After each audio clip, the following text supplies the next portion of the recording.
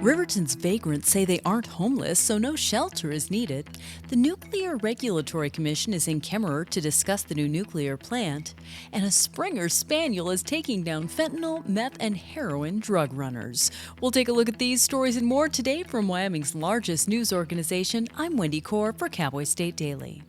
A Wyoming legislative committee heard a plea Tuesday for a $500,000 grant to build a homeless shelter in Riverton due to the expanding issue with vagrancy there.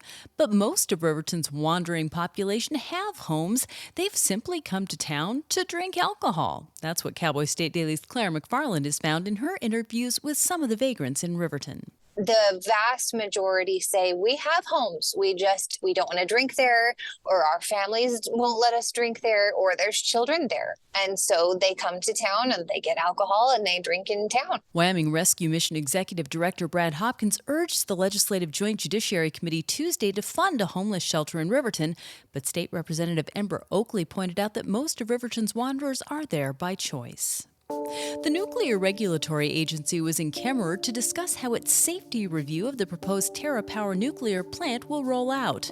A full house turned out for the first of two sessions with lots of questions about the plant, according to Cowboy State Daily's Renee Jean. This was just a preliminary meeting to explain how the Nuclear Regulatory Commission reviews these types of things, what the process will be, how the public can get involved. A lot of the things people are most wanting to know aren't going to be known until that application comes out.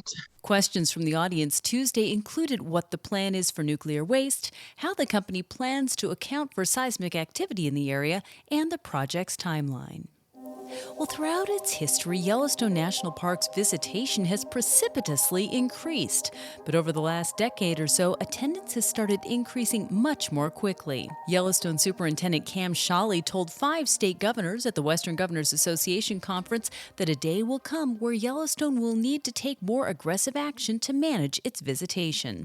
That's according to Cowboy State Daily's Leo Wolfson. They're probably on pace to hit 4.6 million this year, and he expects them to hit 5 million and a year now, basically, which just kind of shows how rapidly visitation has been increasing at the park. Although Shawley disputes the narrative portrayed in some media reports that the entire 2.2 million acre park is overrun by visitors, he said major congestion issues do exist at certain times of the year and in certain locations at the park.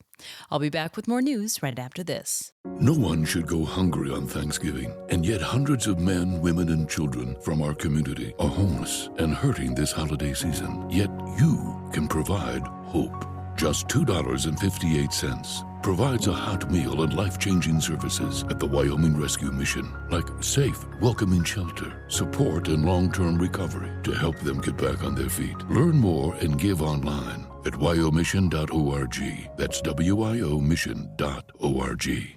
A Jackson hot air balloonist is facing criminal penalties for landing in Grand Teton National Park on July 11th.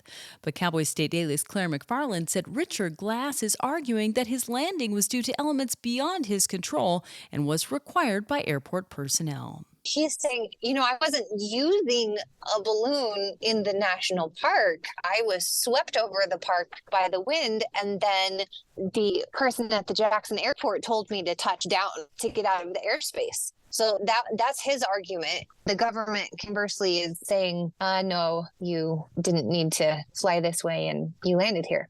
People are guilty of illegal aircraft use if they operate or use aircraft in national parks other than on designated areas, or deliver or retrieve people or objects by air, except in emergencies. And don't let her cute name or her lovable demeanor fool you. When it comes to nabbing fentanyl, meth, and heroin drug runners along Wyoming's highways, Becky, a Springer Spaniel canine officer with Wyoming Highway Patrol, is all business. That's according to Cowboy State Daily's Mark Hines. She was picked up from a breeder in Ireland. And it's unusual to think that these would be the kind of dogs that troopers would have. But the reason they have them is because they're so good at sniffing out drugs, and they're so focused as bird dogs because they are so intensely focused, and things like all the noise and chaos around a highway doesn't distract them from their missions.